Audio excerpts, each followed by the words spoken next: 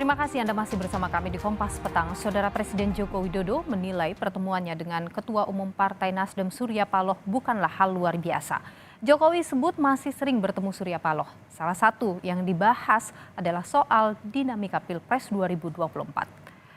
Usai meresmikan jalan tol Bengkulu Taba Penanjung, Presiden Jokowi menjelaskan soal isi pertemuannya dengan Surya Paloh di Istana Kepresidenan Senin 17 Juli lalu. Jokowi mengungkap isi pertemuan salah satunya soal dinamika Pilpres 2024. Jokowi enggan merinci soal bahasan politik dalam pertemuan.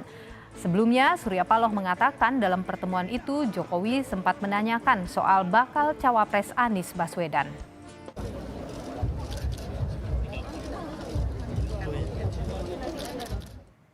Pertemuan dengan Pak Surya Paloh, ya pertemuan biasa, kita kan sering ketemu, berbicara